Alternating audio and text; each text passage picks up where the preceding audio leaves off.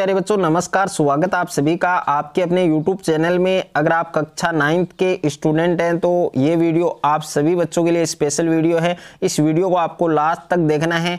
इस वीडियो के अंदर मैं आपको कक्षा 9th की जो साइंस है, विज्ञान है, और विज्ञान के अंदर जो आपके फिजिक्स है यानी भौतिक विज्ञान है, फिजिक्स के जितने भी चैप्टर हैं क्लास 9th के अंदर, वो सारे चैप्टर, उन सभी चैप्टर के जो नोट्स हैं, जो हैंड रिटन नोट्स हैं, जो कलरफुल नोट्स हैं, जो बेस्ट नोट्स हैं, जिनको पढ़कर एग्जाम में आप पूरे मार्क्स अचीव कर सकते हैं, तो वो नोट्स इस वीडियो के अंदर मैं आपको देने वाला हूं। और सारे चैप्टर के नोट्स हैं वो इस वीडियो के अंदर आपको मिलने वाले हैं। तो वीडियो को आपको ज़्यादा से ज़्यादा शेयर करना है, ज़्यादा से ज़्यादा वीडियो को लाइक करना है। और जो बच्चे जिन बच्चों ने अभी तक चैनल को सब्सक्राइब नहीं किया है तो सब्सक्राइब जरूर करें, साथ में नोटिफिकेशन बेल को भी प्रेस करें। तो प्यारे बच्चों, जैसा कि आप देख सकते हैं कक्षा 9 विज्ञान और कक्षा 9 विज्ञान के जो फिजिक्स है और फिजिक्स के अंदर जितने भी आपके चैप्टर हैं, सारे चैप्टर के नोट्स हैं वो इस वीडियो के अंदर आपको मिलने वाले हैं। और इसका पीडीएफ है वो आपको कहां पर मिलेगा तो इस वीडियो के अंदर मैं आपको बताऊंगा, तो वीडियो को आपको कहीं पर भी स्किप नहीं करना है। तो देखिए प्यारे बच्चों, फिजिक्स का जो चैप्टर नंबर 1 है यानी 9th क्लास की जो साइंस है, और साइंस के अंदर फिजिक्स का जो चैप्टर नंबर 1 है, और वैसे आपको बुक में चैप्टर नंबर 8 मिलेगा और चैप्टर का नाम है गति यानी मोटेशन। ओके, और जिन बच्चों को ये नोट साथ साथ में अपनी नोटबुक में लिखने हैं तो वो साथ साथ में लिख सकते हैं और या स्क्रीनशॉट भी ले सकते हैं। और जिन बच्चों को नोट्स परचेज करने हैं तो वो पूरा जो प्रोसेस है वो इस वीडियो के अंदर आपको बताया जाएगा। तो देखिए ये चैप्टर नंबर 8 है आपके गति यानी मोटेशन वाले चैप्टर का नोट्स है। तो सबसे पहले आप गति के बारे में पढ़ सकते हैं कि गति क्या होती है, और यहाँ पर गति का मात्रक दे रखा है मीटर प्रति सेकेंड, और बहुत ही शानदार नोट्स हैं। इन नोट्स को पढ़कर आप एग्जाम में फोड़ सकते हैं। उसके बाद में है गति का वर्णन, यानी गति का जो वर्णन है वो किस प्रकार से किया गया है, इसका एग्जाम्पल भी दे रखा है प्यारे बच्चों यहाँ पर। और उसके बाद में है सरल रेखीय गति, यानी सरल रेखीय गति क्या होती है, तो सरल रेखीय गति के बारे में भी आप देख सकते हैं यहाँ पर। और इसमें बहुत ही एग्जाम्पल सहित और विद डायग्राम सहित इनमें समझाया गया है। और यहाँ पर जो नोट है, नोट बहुत ही इंपॉर्टेंट है, इनको आपको छोड़ना नहीं है। इनमें जितने भी पॉइंट्स दे रखे हैं सारे पॉइंट आपको तैयार करने हैं। उसके बाद में है विस्थापन, यानी विस्थापन क्या होता है। और उसके बाद में है एक समान गति और असमान गति, यानी एक समान गति क्या होती है और असमान गति क्या होती है। उसके बाद में है गति की दर का मापन, यानी गति है उसकी दर का मापन है वो किस प्रकार से किया जाता है, गति को किस प्रकार से मापते हैं, तो उसके बारे में है। और इसमें जितने भी फॉर्मूले हैं सारे फॉर्मूले तैयार करने हैं आपको। उसके बाद में नेक्स्ट कि दिशा के साथ चाल, तो दिशा के साथ चाल है वो आप देख सकते हैं किस प्रकार से। इसमें सूत्र है कि प्रारंभिक वेग प्लस अंतिम वेग बटा 2। ओके, और जिन वर्ड्स को हमने हाईलाइट कर रखा है वो आपको ज़रूर पढ़ने हैं, उनको तो छोड़ना नहीं है क्योंकि वो इम्पोर्टेंट फैक्ट है। उसके बाद में है वेग में परिवर्तन की दर, तो वेग में परिवर्तन की दर त्वरण कहलाती है। यहाँ पर त्वरण की परिभाषा है, इसका सूत्र दे रखा है और विद एग्जाम्पल दिया गया है, तो अच्छे से समझाया गया है। पूरे टॉपिक्स हैं वो कवर हैं, सारी चीज़ें इंक्लूड है इनमें। उसके बाद में है गति का ग्राफीय निरूपण, तो गति का ग्राफीय निरूपण आप देख सकते हैं। सबसे पहले है दूरी समय ग्राफ, यानी दूरी और समय के बीच ग्राफ है वो आप देख सकते हैं किस प्रकार से बनेगा। उसके बाद में सेकंड है समय विस्थापन ग्राफ, यानी समय और विस्थापन के बीच ग्राफ है वो किस प्रकार से बनेगा वो भी आप देख सकते हैं। और तीसरा है चाल समय ग्राफ, यानी चाल और समय के बीच ग्राफ आप देख सकते हैं। और उसके बाद में देखिए नेक्स्ट हम बात करें वेग समय ग्राफ, यानी वेग और समय के बीच ग्राफ है वो किस प्रकार से बनेगा वो भी आप देख सकते हैं। उसके बाद में नेक्स्ट टॉपिक है कि ग्राफ के द्वारा गति के समीकरण स्थापित करना, तो ग्राफ के द्वारा हम गति के जो समीकरण है वो किस प्रकार से स्थापित कर सकते हैं। तो यहाँ पर सबसे पहले है गति का प्रथम समीकरण, तो गति का प्रथम समीकरण है वो किस प्रकार से आप ज्ञात कर सकते हैं वो आप देख सकते हैं, v बराबर u प्लस AT। और दूसरा है कि गति का द्वितीय समीकरण, तो गति का द्वितीय समीकरण है वो आप किस प्रकार से ज्ञात कर सकते हैं कि ut प्लस 1/2 AT स्क्वायर। और तीसरा है गति का तृतीय समीकरण, तो गति का जो तीसरा समीकरण है वो किस प्रकार से आप ज्ञात कर सकते हैं। तो यहाँ पर तीसरा रूल आप देख सकते हैं, v स्क्वायर बराबर u स्क्वायर प्लस 2as। और उसके बाद में है एक समान वर्तीय गति और विद एग्जाम्पल, और इसका फॉर्मूला कंप्लीट सारी चीज़ें आपको तैयार करनी है। उसके बाद में है प्यारे बच्चों फिजिक्स का चैप्टर नंबर 2 है और बुक के अंदर आपको चैप्टर नंबर 9 मिलेगा, बल तथा गति के नियम। तो बल तथा गति के नियम वाले चैप्टर के कंप्लीट नोट्स आप देख सकते हैं। सबसे पहले आपको फोर्स के बारे में बताया गया है, बल के बारे में बताया गया है कि बल क्या होता है और बल के क्या प्रकार हैं। बल के 2 प्रकार हैं, संतुलित और असंतुलित। सबसे पहले संतुलित बल की परिभाषा, और यहाँ पर नोट है वो बहुत ही इंपॉर्टेंट है, उसको आपको छोड़ना नहीं है, अच्छे से आपको तैयार करना है। उसके बाद में है असंतुलित बल और विद एग्जाम्पल दिया गया है, समझाया गया है, तो अच्छे से पढ़ना है। उसके बाद में संतुलित बल और असंतुलित बलों में अंतर, काफ़ी बार एग्जाम में कुछ क्वेश्चन है वो पूछा जाता है, हाफ ईयरली में और ईयरली दोनों एग्जाम्स के अंदर आता है। और उसके बाद में देखिए नेक्स्ट है न्यूटन की गति के नियम। तो न्यूटन की गति के नियम आप देख सकते हैं। सबसे पहले प्रथम नियम है और इसका उदाहरण है, और जड़त्व, जड़त्व काफ़ी इंपॉर्टेंट है एग्जाम के लिए। उसके बाद में है नोट, तो नोट को भी आपको पढ़ना है अच्छे से। और उसके बाद में है जड़त्व के प्रकार। तो जड़त्व है वो 2 प्रकार का होता है, विराम का जड़त्व है और गति का जड़त्व है। तो इन दोनों के बारे में भी आपको अच्छे से जानना है, अच्छे से समझना है, विराम का जड़त्व है और गति का जड़त्व है। उसके बाद में है प्यारे बच्चों गति का द्वितीय नियम। तो गति का द्वितीय नियम है जिसमें संवेग के बारे में दर्शाया गया है, यानी द्रव्यमान और वेग, और इसका मात्रक होता है किलोग्राम प्रति सेकंड। और उसके बाद में है गति के द्वितीय नियम के अनुसार ये जो लाइन्स हैं ये भी आपको पढ़नी है। और गति के द्वितीय नियम का गणितीय सूत्र है, गति के द्वितीय नियम का गणितीय सूत्र है वो किस प्रकार से व्यंजक आप प्राप्त कर सकते हैं, पूरा प्रोसेस आप देख सकते हैं। बहुत ही शानदार नोट्स है। और जिन बच्चों ने अभी तक कमेंट में जय माता दी वंदे मातरम नहीं लिखा है तो एक बार जय माता दी वंदे मातरम जरूर लिखना है। और बल का मात्रक होता है किग्रा मीटर प्रति सेकंड स्क्वायर, और इसे न्यूटन भी कहते हैं जिसे एन के द्वारा प्रदर्शित करते हैं। जो हाईलाइट किया है मैंने इसको जरूर आप अच्छे से पढ़ें। उसके बाद में है गति का तृतीय नियम।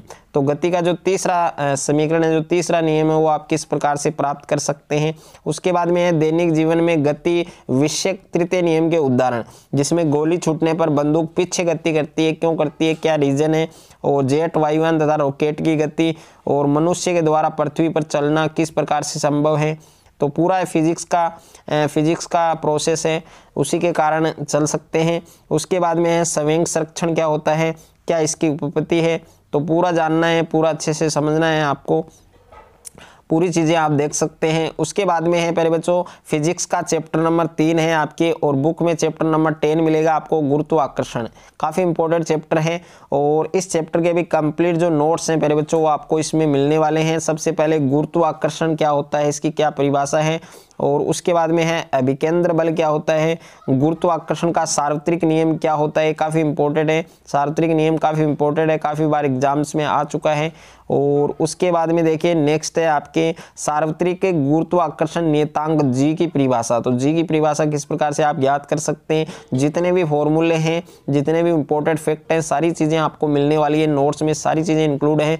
उसके बाद में है जी के मात्रक, यानी गुरुत्वाकर्षण जो नियतांक है उसके मात्रक क्या होता है और उसका अंकिक मान है वो भी आपको याद रखना है। और उसके बाद में है गुरुत्वाकर्षण के सार्वत्रिक नियम का महत्व है, तो इस नियम का क्या महत्व है। और उसके बाद में है गुरुत्वीय बल, गुरुत्वीय बल क्या होता है, मुक्त पतन क्या होता है, गुरुत्वीय त्वरण क्या होता है, सारी चीज़ें आपको अच्छे से याद रखनी है, सारी चीज़ें तैयार करनी है, सारे फार्मूले याद करने हैं। उसके बाद में है गुरुत्वीय त्वरण जी के मान का परिकलन, तो इसके मान का परिकलन है वो किस प्रकार से हम ज्ञात कर सकते हैं इसको। उसके बाद में है द्रव्यमान, और इसमें नोट दिया गया है, नोट भी आपको अच्छे से पढ़ना है। और ऐसे नोट्स है प्यारे बच्चों, ना तो आपको ऑफलाइन क्लास में, ना आपको कोचिंग में, ना आपको स्कूल में, ना आपको ऑनलाइन यूट्यूब कहीं पर भी आपको ऐसे नोट्स नहीं देखने को मिलेंगे। उसके बाद में है प्यारे बच्चों भार, भार क्या होता है, वेट क्या होता है, किसी वस्तु पर किसी वस्तु का चंद्रमा पर भार, ओके, किस प्रकार से हम ज्ञात कर सकते हैं, सारी चीज़ें इसमें दी गई हैं, अच्छे से आपको पढ़नी है, अच्छे से आपको तैयार करनी है। उसके बाद में है प्रणोद तथा दाब, प्रणोद तथा दाब क्या होता है, तो सबसे पहले प्रणोद की परिभाषा है, इसका मात्रक है न्यूटन, और दूसरा है दाब यानी प्रेशर, तो दाब की परिभाषा दी गई है और इसका जो सूत्र है वो दिया गया है, और दाब मापने का जो SI मात्रक है वो भी दिया गया है, इसे पास्कल भी कहते हैं, न्यूटन प्रति वर्ग मीटर भी लिख सकते हैं। और उसके बाद में है तरलों में दाब और उत्प्लावकता, ये इम्पोर्टेंट है, काफ़ी बार एग्जाम्स में आ चुकी है। उसके बाद में है आर्किमिडीज का सिद्धांत, इसके अनुप्रयोग, और उसके बाद में है आपेक्षिक घनत्व। ये काफ़ी इंपॉर्टेंट है, इसमें नोट भी दिया गया है, ये भी आपको अच्छे से याद रखना है, अच्छे से आपको तैयार करना है। उसके बाद में है चैप्टर नंबर 11, और चैप्टर नंबर 11 आप देख सकते हैं कार्य तथा ऊर्जा यानी वर्क तथा एनर्जी। तो इसमें सबसे पहले कार्य के बारे में बताया कि कार्य क्या होता है, वर्क क्या होता है, और उसके बाद में सेकंड टॉपिक है कि कठोर काम करने के बावजूद कुछ अधिक कार्य नहीं, तो इसको भी जानना है, समझना है। और कार्य की वैज्ञानिक संकल्पना के बारे में भी आपको पढ़ना है कि वैज्ञानिकों ने कार्य के बारे में क्या क्या परिभाषित किया। और उसके बाद में नेक्स्ट है कि एक नियत बल द्वारा कृत कार्य, एक नियत बल के द्वारा किस प्रकार से कार्य किया जाता है। और कार्य प्यारे बच्चों एक अदिश राशि है, इसको हमने हाईलाइट किया है, और जितने भी फॉर्मूले हैं सारी चीज़ें आपको पढ़नी है। कार्य के प्रकार, तो सबसे पहले धनात्मक कार्य क्या होता है, ऋणात्मक कार्य क्या होता है, तो इनके बारे में आपको पढ़ना है। कार्य का मात्रक क्या होता है, तो कार्य का मात्रक जूल होता है, न्यूटन मीटर होता है, और इसे जे से दर्शाते हैं, सारी चीज़ें हैं। और उसके बाद में है एक जूल की परिभाषा, तो एक जूल की परिभाषा आपको दे रखी है, अच्छे से याद रखनी है। और उसके बाद में है ऊर्जा, ऊर्जा क्या होती है प्यारे बच्चों, ऊर्जा की परिभाषा अच्छे से तैयार करनी है। और ऊर्जा का मात्रक भी क्या होता है, जूल, जिसको जे से प्रदर्शित करते हैं। और ऊर्जा के रूप, तो ऊर्जा वो कई रूपों में पाई जाती है, जैसे उसमें ऊर्जा, तो उसमें ऊर्जा क्या होती है, यांत्रिक ऊर्जा क्या होती है, विद्युत ऊर्जा क्या होती है, नाभिकीय ऊर्जा क्या होती है, सारी चीज़ें हमने दे रखी हैं। प्रकाशीय ऊर्जा, और प्रकाशीय ऊर्जा, सौर ऊर्जा, रासायनिक ऊर्जा, तो कई रूपों में पाई जाती है। ध्वनि ऊर्जा, तो सारे रूप याद करने हैं। उसके बाद में गतिज ऊर्जा, ये काफ़ी इंपॉर्टेंट है, काइनेटिक्स एनर्जी, और इसके एग्जाम्पल भी दे रखे हैं, इसका फार्मूला भी अच्छे से याद रखना है।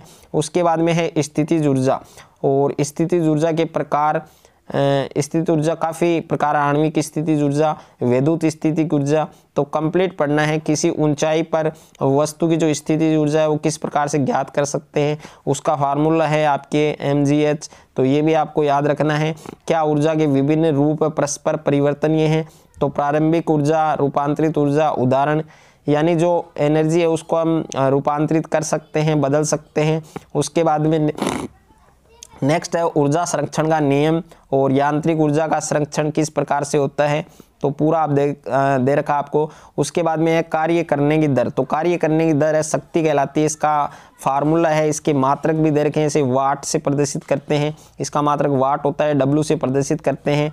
और उसके बाद में 1 वाट की परिभाषा, और कार्य के अन्य मात्रक भी दे रखे हैं प्यारे बच्चों, ये भी आपको याद रखने हैं। और यहाँ पर सबसे इम्पोर्टेंट फैक्ट है कि शक्ति का एक प्रचलित मात्रक अश्व शक्ति है, जिसको हॉर्स पावर बोलते हैं, जहाँ एक अश्व शक्ति HP बराबर 746 वाट, और सामान्य व्यक्ति की शक्ति है वो 0.05 से 0.1 अश्व शक्ति तक होती है। ये फैक्ट है, ये आपको जानना बहुत ज़रूरी है। उसके बाद में ऊर्जा का व्यावसायिक या व्यापारिक मात्रक, जिसको यूनिट बोलते हैं, किलोवाट घंटा बोलते हैं, इसके बारे में भी अच्छे से पढ़ना है। और ये जो नोट दिया गया है ये भी इम्पोर्टेंट नोट है, इसको भी ज़रूर पढ़ना, आप अच्छे से तैयार करना।